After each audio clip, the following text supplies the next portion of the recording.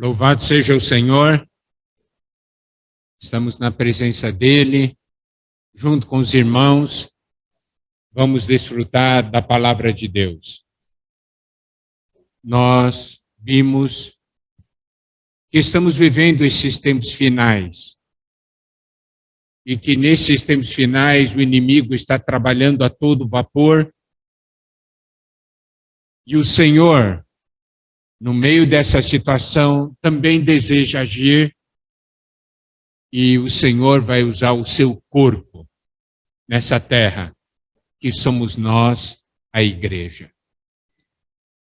Nós vimos como Satanás trabalha, procura trazer divisão no nosso meio, partidarismos, enquanto que ele, com as suas hostes, os poderes das trevas, trabalham sempre a todo vapor, e você pode ver, hoje nessa terra, todas as facções se unem para ir contra Deus, e contra a palavra de Deus e contra o Senhor.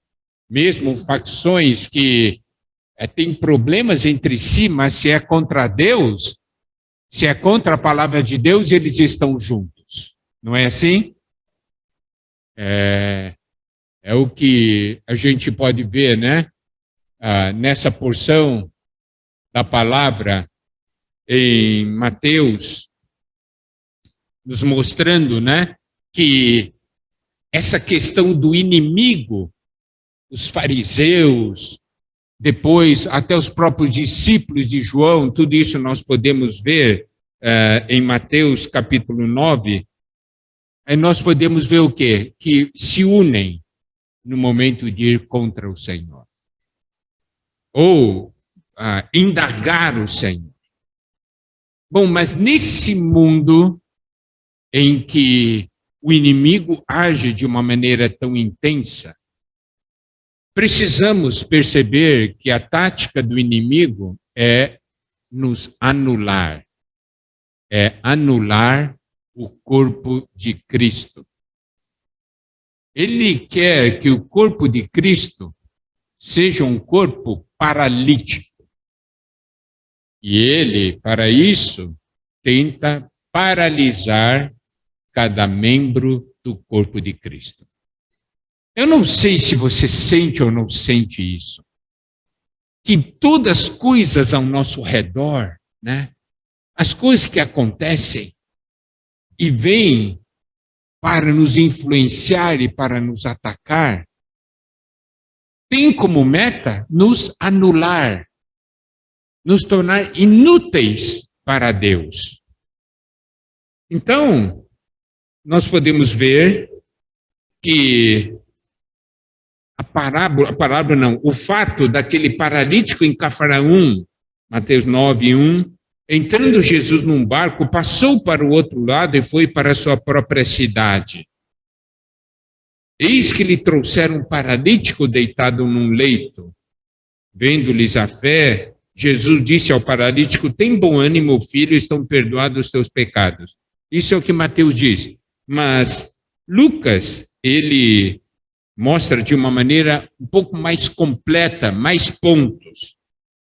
Aqui diz, Lucas 5, versículos 17 a 26, ora, aconteceu que num daqueles dias estava ele ensinando, o Senhor estava ensinando, e achavam-se ali assentados fariseus e mestres da lei, vindos de todas as aldeias da Galiléia, da Judéia e de Jerusalém. E o poder do Senhor estava com ele para curar. Vieram então uns homens trazendo em um leito um paralítico e procuravam introduzi-lo e pô-lo diante de Jesus. Não achando por onde introduzi-lo por causa da multidão, subindo ao eirado, o desceram no leito por entre os ladrilhos para o meio diante de Jesus. Vendo-lhes a fé, Jesus disse ao paralítico: homem, estão perdoados os teus pecados. Aqui nós vemos um paralítico. Qual a esperança do paralítico? Ser curado pelo Senhor Jesus. Talvez nós estejamos numa situação de paralisia. A boa notícia que eu quero dar nessa manhã é que paralisia tem cura. Talvez você até hoje esteja parado, mas a sua paralisia tem cura. Para isso nós precisamos do Senhor.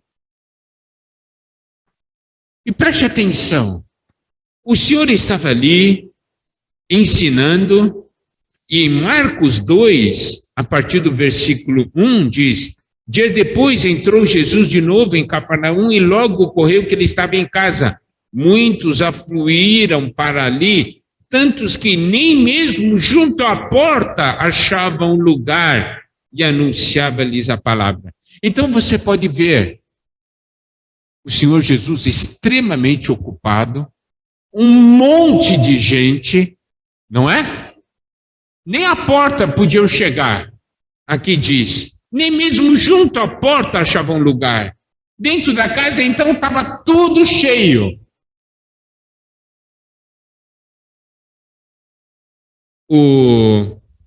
Esse paralítico e aqueles 4 homens desistiram? Não. Eles não desistiram. Muitas vezes nós temos um conceito, o Senhor Jesus está ocupado com outras coisas, né? Eu não sou importante, então eu nem vou. Ah, tem tanta coisa, eu nem vou tentar. Não é assim.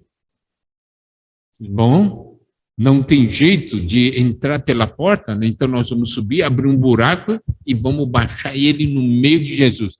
O negócio é encontrar Jesus face a face. A solução está aí. Se você encontrar Jesus face a face, você é curado. Então, olha a importância de nós buscarmos a face do Senhor. Eles não ficaram lá fora, oh Jesus! Não, nós vamos colocar ele lá, na frente. E o que é importante, o que eu gosto nessa porção da palavra, quando a Bíblia mostra esse fato, é que havia 4 pessoas ajudando esse paralítico. E esses 4 estavam dedicados a isso. Esses 4 não falaram assim, chegaram perto, disseram assim, ih, tá cheio, falar para o paralítico, tá cheio, viu? Não vai ter jeito, não.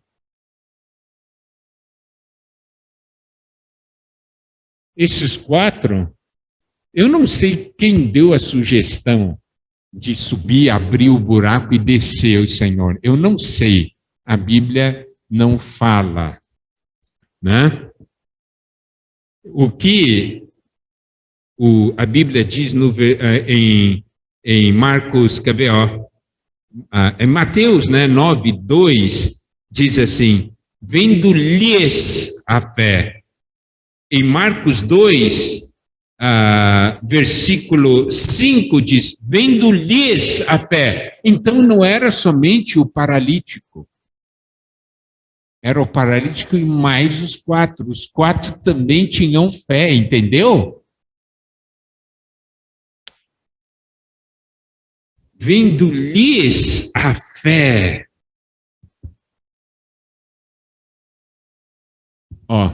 Acabou de falar sobre o aviso de apacentamento, né?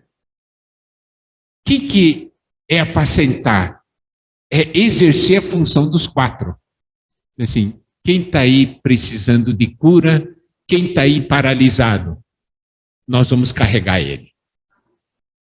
Nós vamos levar essa pessoa até a presença de Jesus. Se tiver cheio, nós vamos subir, abrir um buraco no telhado e baixar ele. na presença do Senhor Jesus. Isso é apacentar. Esse coração. Sabe qual é o nosso problema no apacentamento? Hoje está meio difícil, né? Fica para outro dia. Não é assim? Ih, tem gente demais hoje. Fica para outro dia.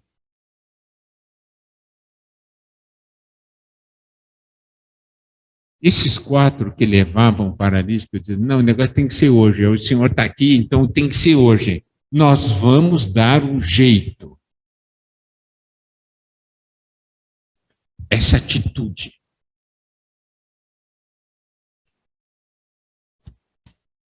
Nós estamos nos tempos finais. Sabe, tem uma coisa, irmãos e irmãs, que pesa em nossos corações. Nós temos uma responsabilidade. Você sabe, ser um irmão responsável não é uma coisa fácil. Porque carregamos uma responsabilidade pelo povo de Deus. Nós sentimos responsabilidade, nosso desejo é levar cada irmão a entrar no reino, a reinar com o Senhor. Não ficar ninguém para trás.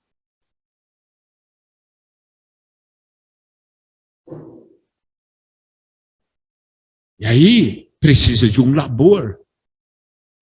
Para esses 4 não foi fácil. Mas eles conseguiram. Está vendo? E o Senhor sabia ou não sabia? Claro que o Senhor sabia. Mas aí você pode ver, baixaram e o Senhor disse, filho, os teus pecados estão perdoados. Aqui nos mostra que os pecados são a razão da nossa paralisia. Nós vamos ver mais um outro ponto mais tarde, que é um fator de nos tornar paralíticos. E aí, os fariseus, aquele pessoal todo, né? Escribas fariseus, de acordo com Lucas 5, falaram, né? Quem é esse que diz blasfêmias? Quem pode perdoar pecados senão Deus? Jesus, porém, conhecendo-lhe os pensamentos, isso está em Lucas 5, versículo 21. E os escribas e fariseus arrazoavam, dizendo, quem é esse que diz blasfêmias? Quem pode perdoar pecados senão Deus? Jesus, porém, conhecendo-lhe os pensamentos, disse-lhes, que arrazoais em vosso coração? Qual é mais fácil dizer, estão perdoados os teus pecados, ou levanta-te e anda? Olha só. Para nós, essas duas coisas são coisas impossíveis. Primeiro, nós conseguimos perdoar pecado? Não. Para nós, é impossível. É possível, com seu poder, sua força, você falar para um paralítico, levanta-te e anda? Não. O homem não pode, não consegue fazer isso. Mas o Senhor pode. Isso é conhecer o poder do Senhor. E a maneira como o Senhor Jesus disse, é uma maneira que nos causa impacto. Porque ele disse assim, qual é mais fácil? Ele não disse qual é mais difícil. Vocês percebem esse detalhe? Qual é mais fácil? Daí ele faz 2 perguntas. Estão perdoados os teus pecados ou levanta-te e anda? Para nós, o Senhor, os dois são muito difíceis. Você diz qual que é mais fácil? É assim, para Deus, é tudo fácil. O Senhor tem poder. Você talvez olhe para a situação de Senhor, muito difícil. O Senhor diz, essa coisinha é fácil? Você percebe a maneira como o Senhor Jesus disse? Claro, o Senhor disse, mas para que saibais que o Filho do Homem tem sobre a terra autoridade para perdoar os pecados. Disse ao paralítico: eu te ordeno, levanta-te, toma o teu leito e vai para casa. Imediatamente se levantou diante deles e, tomando o leito em que permanecera deitado, voltou para casa glorificando a Deus. Todos ficaram atônitos, davam glória a Deus e, possuídos de temor, diziam: hoje vimos prodígios. Mas preste atenção, por que o Senhor Jesus falou, primeiramente, estão perdoados os teus pecados, e depois, levanta-te, toma teu leito e vai para casa? Por quê? Porque o Senhor estava mostrando que o pecado é um fator que torna uma pessoa paralítica. Por quê? Olha só para os irmãos compreenderem. Isaías 59, versículos 1 e 2. Isaías 59, versículos 1 e 2. Eis que a mão do Senhor não está encolhida para que não possa salvar, nem surdo o seu ouvido para não poder ouvir. Mas as vossas iniquidades fazem separação entre vós e o vosso Deus, e os vossos pecados encobrem o seu rosto de vós, para que vos não ouça. Então aqui nos é mostrado um princípio. Poder de Deus não diminuiu, nunca vai diminuir. Poder de Deus sempre está lá. Mas onde está o pecado, surge algo que separa, que nos separa de Deus, não permitindo que Deus haja. Daí você pode compreender porque o Senhor Jesus falou, primeiramente, estão perdoados os teus pecados. Daí diz, levanta-te, né, anda, vai para casa. Porque o pecado é que havia causado a paralisia. Então, esse é um primeiro ponto que precisamos ver. O pecado causa paralisia. Qual é o segundo ponto? Nós precisamos ir para Hebreus capítulo 12, versículos 1 a 3. Portanto, também nós, visto que temos a rodear-nos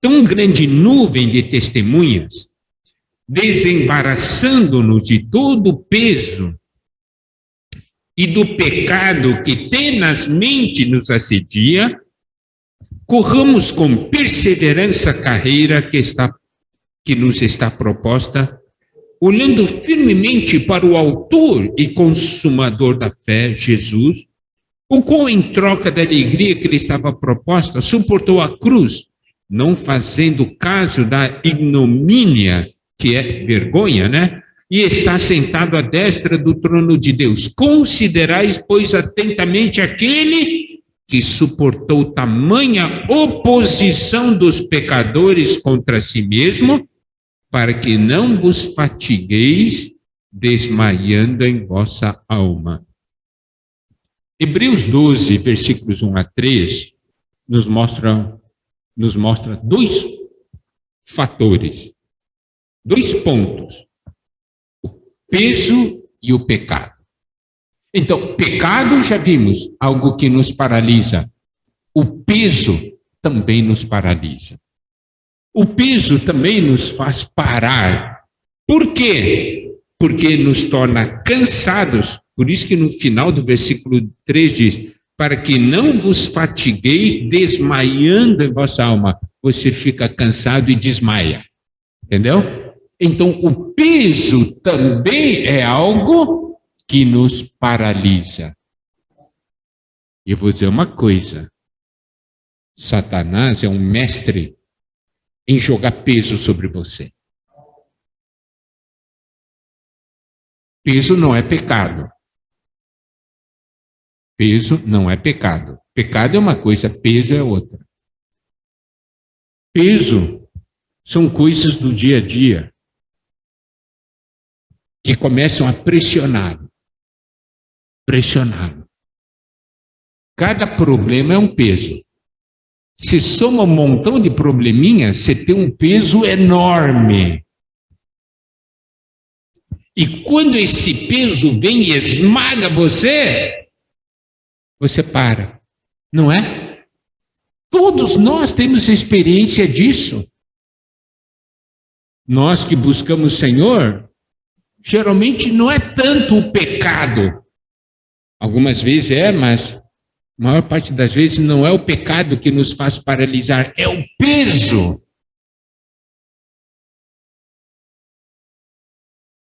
E aqui nos diz, para nós nos desembaraçarmos de todo o peso e pecado que tenazmente nos assedia, corramos com perseverança a carreira que nos está proposta, olhando firmemente para o autor e consumador da fé, Jesus. Tem que olhar para Jesus. Segredo é olhar para Jesus. Foi o que esses 4 caras fizeram, né? Jesus está longe, abriu um buraco, desce ele ficou cara a cara com Jesus. E aí a cura veio.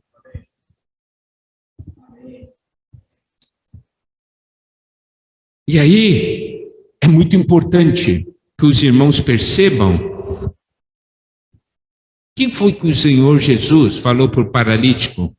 Eu te ordeno, levanta-te, toma o teu leito e vai para casa.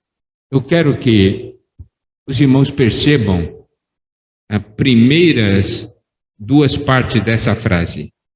Levanta-te, toma o teu leito. Depois que o Senhor cura o paralítico, o Senhor diz assim, ok, continua deitado aí dormindo, tá bom? Está curado, mas pode ficar deitado. É assim? Não é.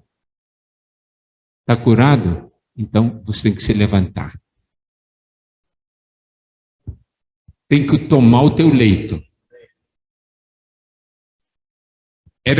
Esse aqui, eu me lembro, né, no passado, quando os irmãos falaram dessa porção para nós, eu fiquei impressionado.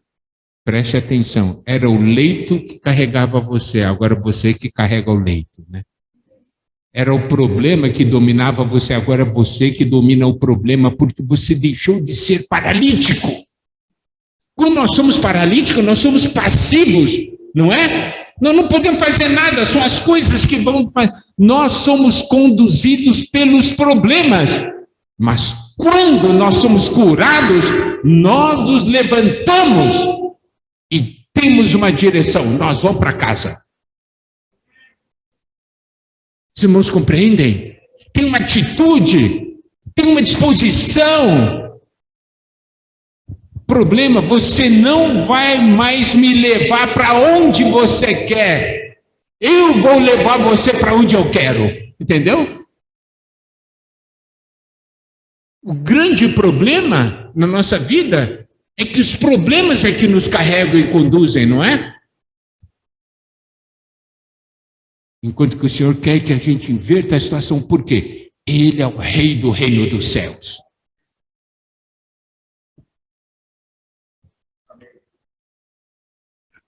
Agora, quando então percebemos isso, daí chega Mateus 9, você pode ver, tem a coisa do paralítico, e daí vem logo o chamamento de Mateus. Mateus 9 diz, partindo dali, viu um homem chamado Mateus sentado na coletoria e disse-lhe, segue-me. Ele se levantou e o seguiu. Agora você pega isso aqui e põe do lado daquela palavra por paralítico. O Senhor diz para ele, levanta, não é? Toma o teu leito, vai para casa. Aqui, Jesus disse para Mateus, segue-me. Ele se levantou e o seguiu. Então, temos aqui a lição espiritual. Quando o Senhor nos cura da paralisia, nós devemos nos levantar e seguir o Senhor. E jogar todas as outras coisas para trás. Obrigado. e jogar todas as outras coisas para trás. Não é? Mateus, ele era um coletor de impostos. Em Mateus 9, olha só, então Mateus deixou tudo e passou a seguir o Senhor. Porque ele foi curado da sua paralisia, compreende? Se a gente unir a lição espiritual dessas partes, nós podemos ver. E aí, Mateus 9, versículo 10, diz assim: sucedeu que, estando ele em casa, à mesa, muitos publicanos e pecadores vieram e tomaram lugares com Jesus e seus discípulos. Nós sabemos, né, de acordo com a palavra de Deus, que essa casa era a casa de Mateus, correto? Então, os publicanos e pecadores estavam ali tudo comendo. Em Lucas 5, 29 e Marcos 2, 15 nos mostra que a casa era de Mateus, né? O Senhor Jesus estava alegre. Por que Mateus estava ali com a festa em sua casa? Porque ele havia sido, né? Ele havia sido curado. Ele seguiu o Senhor, não é? O que ele queria é que também os seus colegas também fossem. Daí estavam comendo com Jesus. E o versículo 11 diz: fariseus perguntavam aos discípulos: por que come o vosso mestre com os publicanos e pecadores? Os fariseus fizeram pergunta assim porque eles não conheciam o coração de Deus. Não conheciam o coração do Senhor Jesus. Eles não conheciam a graça de Deus. Eles se achavam justos. Eles se achavam os bons. Como é que Jesus pode comer com essa gente? Daí o versículo 12 diz assim: mas Jesus, ouvindo, disse: os sãos não precisam de médico, e sim os doentes. Essa palavra é uma palavra muito importante. Por quê? Porque nós temos ali os fariseus que se achavam sãos. Eu estou bem, eu não preciso disso. Por outro lado, tinha aqueles publicanos e pecadores. Pergunta: está bem? Eu não estou bem, não. Eu preciso de Jesus. Eu preciso de Jesus. Sabe de uma coisa, amados irmãos, amadas irmãs? Existe algum momento em nossa vida em que nós não precisamos de Jesus?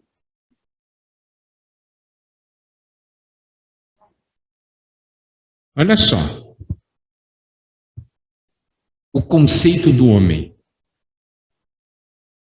O irmão, como é que foi o seu dia hoje? O dia correu tão bem que eu nem precisei invocar o nome do Senhor. Pensa um pouco nessa frase. As coisas correram tão bem que eu nem precisei invocar o nome do Senhor. Então eu quero fazer a seguinte pergunta: o dia correu bem? Correu bem? Aos olhos do mundo, sim. Mas aos olhos de Deus, não. Por quê? Em outras palavras, quem fala uma palavra dessas, eu disse: hoje as coisas foram tão bem que eu nem precisei de Deus. Os irmãos compreendem o que eu quero dizer? Tem algum momento em nossa vida que achamos que não precisamos de Deus?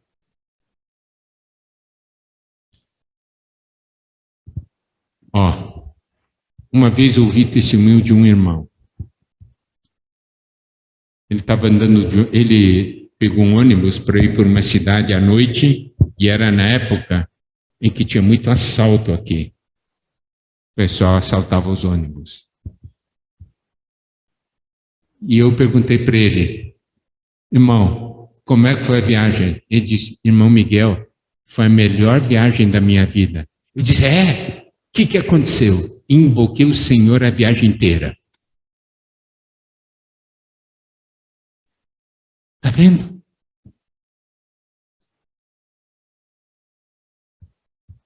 Os sãos não precisam de médico, sim os doentes.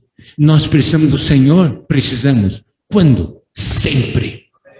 Sempre. Por isso que esse coração de busca e dependência, sempre nós precisamos ter. Agora, os fariseus, eles se achavam, bom, não precisa, como é que você come com pecadores? Então, Mateus 9,13 diz, ide, porém, e aprendei. Então, o Senhor está falando para os fariseus. Fariseus, tem muitas coisas que vocês acham que sabem tudo, tem muitas coisas que vocês precisam aprender. E muitas vezes nós precisamos aprender também. Aprender o que significa misericórdia, quero, e não holocaustos. Pois não vim chamar justos, e sim pecadores ao arrependimento. Misericórdia quero significa o quê? Nós precisamos sempre nos colocar numa posição de que eu preciso da misericórdia de Deus. E também sempre nos colocamos numa posição em que nós mostramos misericórdia para com os demais. Bem-aventurados misericordiosos, porque alcançarão misericórdia. Você sabe, a palavra de Deus nos mostra, né? Aqui diz, não vim chamar justos, e sim pecadores. Você pode ver Paulo, o sentimento que ele tinha, mas no final da sua vida, é que ele era o principal dos pecadores. Não porque ele pecasse mais, mas porque ele tinha uma grande sensibilidade quanto ao pecado, ele tinha uma grande sensibilidade ao que era a sua natureza, e por isso ele dependia mais de Deus do que qualquer outro. E é por isso também que ele experimentou mais graça do que os outros. Correto? Então isso é algo que nós precisamos compreender e nós precisamos perceber. Bom, aí nós temos a outra parte. Daí o versículo 14 diz, vieram depois discípulos de João e lhe perguntaram, por que jejuamos nós e os fariseus muitas vezes e teus discípulos não jejuam? Respondeu-lhe Jesus, podem acaso estar tristes os convidados para o casamento, enquanto o noivo está com eles? Dias virão, contudo, em que lhe será tirado o noivo, e nesses dias hão de jejuar. Ninguém põe remendo de pano novo em veste velha, porque o remendo tira parte da veste, fica maior a rotura. Nem se põe vinho novo em odres velhos, do contrário, rompem-se os odres, derrama-se o vinho e os odres se perdem. Mas põe-se vinho novo em odres novos e ambos se conservam. Então, aqui nessa porção, você pode ver que os discípulos de João, eles perguntaram, por que jejuamos nós e os fariseus, muitas vezes os teus discípulos não jejuam? Você pode ver, eles se colocaram junto com os fariseus. Nós já vimos, né, nas comunhões passadas, nas mensagens, que os fariseus tipificavam a velha religião e os discípulos de João tipificavam a nova religião. O que é uma religião? É tudo que você tenta fazer para agradar a Deus sem Cristo. Tudo que você fizer de bom sem Cristo é religião. Por quê? Porque a que agrada a Deus é Cristo. E só Cristo. Eu fiz um montão de coisas boas, mas sem Cristo é religião. Eu fiz em Cristo, com Cristo, isso é vida. Isso faz muita diferença. Aqui diz que eles estavam jejuando. O discípulo João e os fariseus, mas os discípulos não jejuavam. O Senhor, a resposta do Senhor foi muito sábia. Está jejuando para quê? Qual que é a raiz do seu jejum?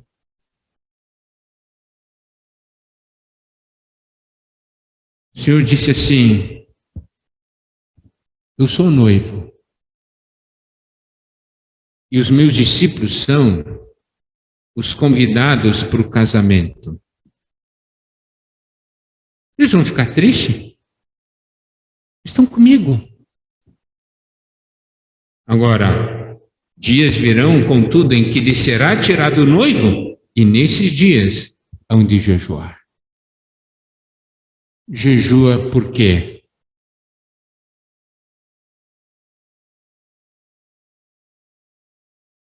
Entende aqui o que o Senhor quer falar? Quando estiver numa situação sem Cristo, jejue para ganhar Cristo. Não é? Essa é uma razão boa. Essa é uma razão prática.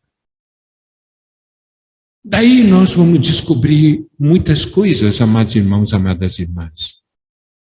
É que nós, muitas vezes na nossa vida espiritual, coisas ligadas, nós fazemos muitas coisas de uma maneira automática.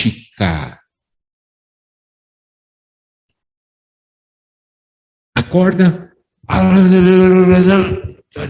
versículo bíblico, terminou, vai embora. Automático. Sem vida. Sem Cristo. Aí eu cumpri a minha função hoje. Cumpriu o quê? Sua atividade religiosa. Entende o que eu quero dizer? Quantas coisas nós praticamos de uma maneira religiosa, sem Cristo, sem a presença de Cristo, sem a realidade de Cristo. É isso que o Senhor quer mudar. O Senhor diz, está falando para nós, seja novo. O Senhor é sempre novo. Compreende? O Senhor é sempre novo, seja novo. E aí a novidade está sempre no Espírito, está na vida. E aí quando nós tocamos o Senhor, as coisas são diferentes comparados com o que nós fazemos sem tocarmos o Senhor. E nós temos que ser muito realistas e práticos conosco mesmos.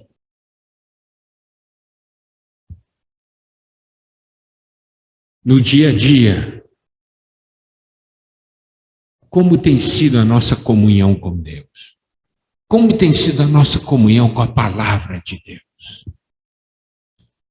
E eu vou dizer uma coisa, Deus nos ama. Hoje Deus permite que muitas coisas aconteçam para nos levar a termos uma comunhão viva com Ele. Isso sim vale a pena. Isso sim nos faz ganhar Cristo. Que nós não vivamos uma religião, que vivamos Cristo. Seguimos o Senhor. Nós seguimos Cristo. Amém? Isso vai fazer toda a diferença. Agradecemos ao Senhor pelo seu amor para com cada um de nós. Nós estamos aqui juntos hoje. E aí, nós queremos falar para o Senhor, Senhor, eu quero que essa sua vida em mim seja como esse vinho novo, que realmente faz as coisas mexerem no meu interior. ser algo vivo e que me leve a avançar. Amém? Que o Senhor nos abençoe. Amém.